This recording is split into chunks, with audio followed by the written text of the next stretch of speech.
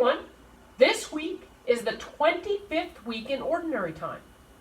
Ordinary Time is green because we are growing in our understanding of Jesus and his teachings.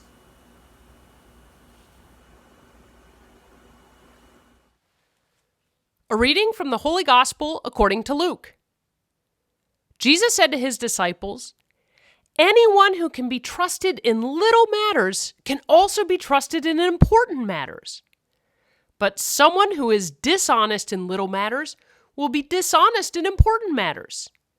If you cannot be trusted with this wicked wealth, who will trust you with true wealth? And if you cannot be trusted with what belongs to someone else, who will give you something that will be your own? You cannot be the slave of two masters. You will like one more than the other, or be more loyal to one than the other. You cannot serve God and money." The Gospel of the Lord.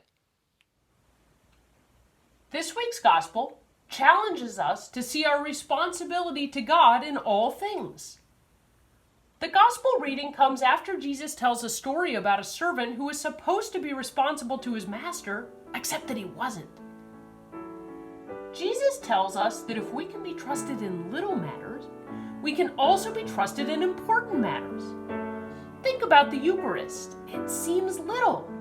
It seems like a small piece of bread, but it is actually receiving Jesus.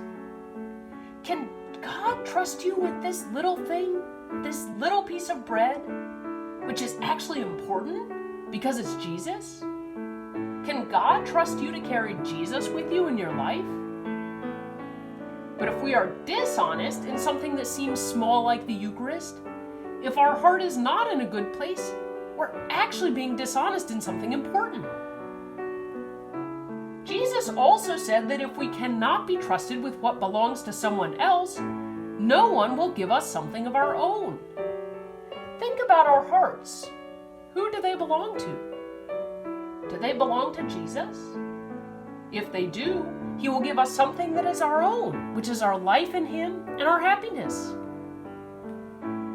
Jesus goes on to say that we cannot be the slave of two masters, and we must choose between God and money.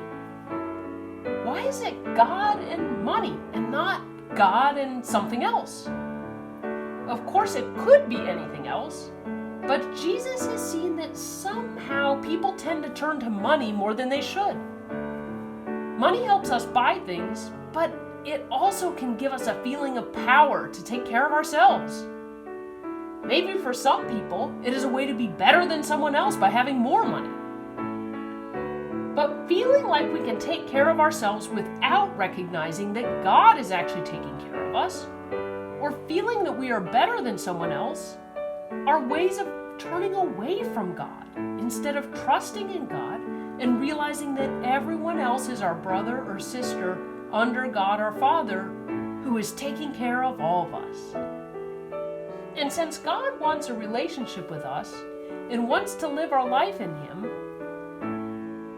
he doesn't want us to spend our life chasing something that turns us away from God. So that's why being a slave to money just won't work with our relationship with God. What is your choice?